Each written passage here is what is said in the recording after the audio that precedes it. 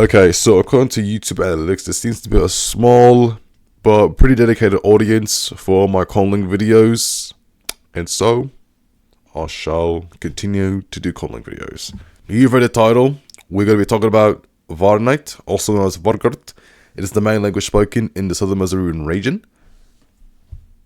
I would say this is somewhat of a continuation from my Yukini video, as there are more concepts, especially in the world building, that do connect to Yukinistan in the general broader sense of Elysiarth. But without all that said, let's get right into the video. So let's start with this history. Varnite or Vargart is a southeastern Macedonian language in the Proto-Macedonian language family, an offshoot of the Proto-Mesozoic macro-language family. I know there's so many families, it's crazy. Varnite has been spoken in essentially the same region as the Varnite realm, or Vanuatini.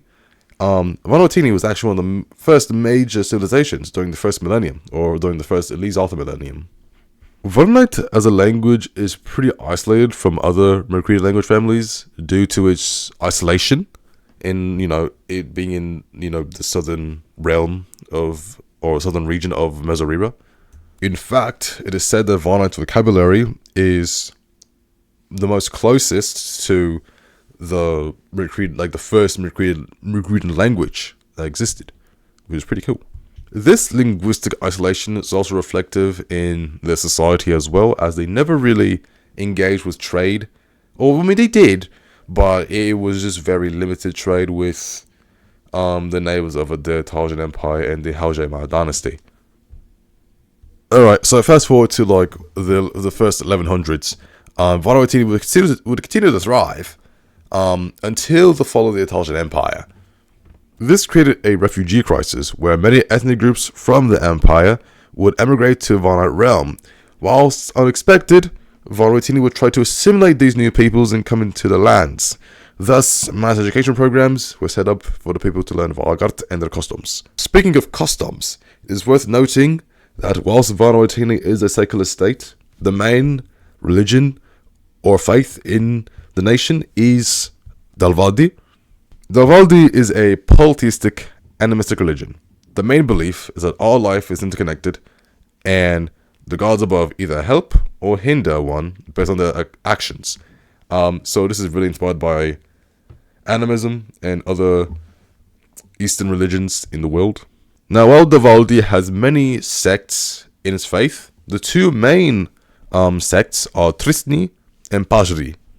The main difference between the two is that Trisni is very strict in its scripture and how it interprets it, while Pajri has a more looser interpretation of its scripture and seeks for betterment rather than punishment, which is something Trisni heavily advocates for in scripture.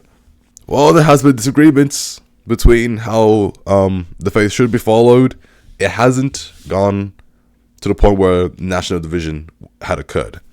This is going to be very, very, very clear foreshadowing. And now back to immigration. So, with a large influx of non-Varnite peoples in Vanuatu, there was going to be some changes in its vocabulary, but it was mostly going to be in slang and not too much in actual spoken Varnite. The immigrants who came from Maltaja usually spoke Mejrdi or Kavarith to other Macedonian languages.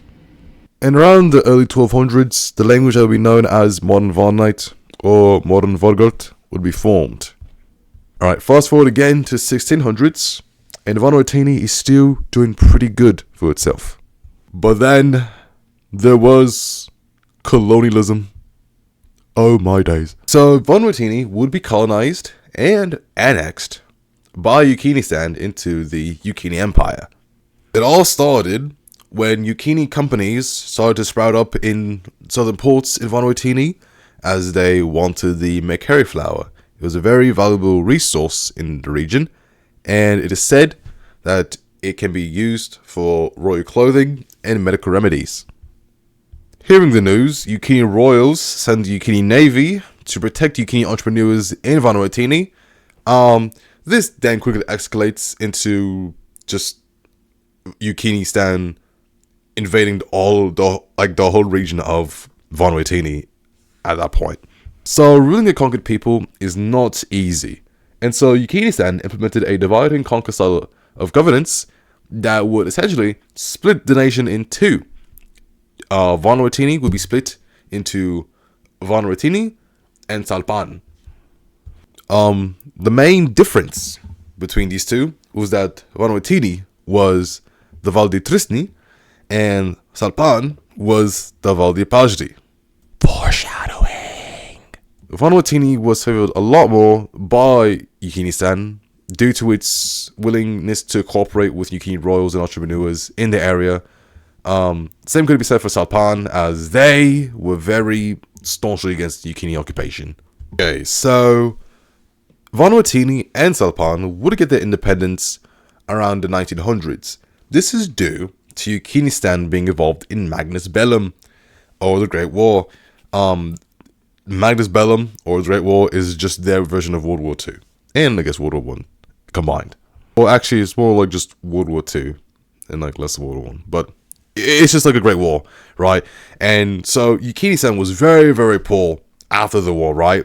And so they said, fuck it, you know, you can have your independence, Vanuatini, you can have your independence, Salpan, I guess. And, you know, generally it was accepted by both nations that, like, hey, this is a really good thing, right? However, transitioning from a colonial state to an independent nation is no easy task.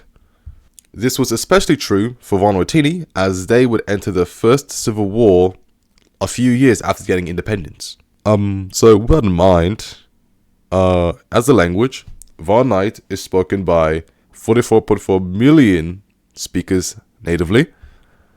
36.1 million people speak Vanite as a second language, and in total, around 80 to 81 million people speak Vanite in general. Oh yeah, and due to a large Yukini influence in Vanuatini, there is a significant amount of the population that speaks Vanite Creole, which is a mix of Yukini and Vanite, which is pretty cool. Anyways, on to the conlang stuff. Vanite has 7 vowels and 19 consonants. Now, whilst Vargart or Vanite can be written in the Italian alphabet, the traditional and proper way to write Vargart is to use the Tergranishi script, as it is an abugida. Here are the characters.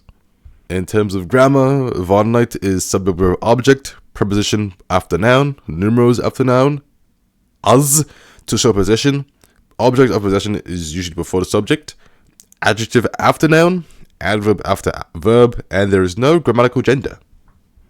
So in pronouns, first person singular is be, second person singular is ze, third person singular is o, first person plural is baj, second and third person plural is osa.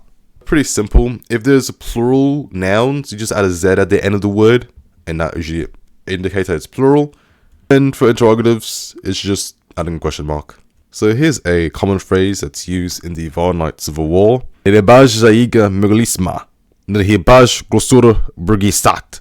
Which means, why must we be weak divided? Why not strong united? And Vanite has a base 10 number system. Very simple. Similar to like Yukini and like other real life languages. So nothing much to it. And that's it. Again, if you enjoyed this video, really appreciate it if you would subscribe to the channel. And with that, bye bye.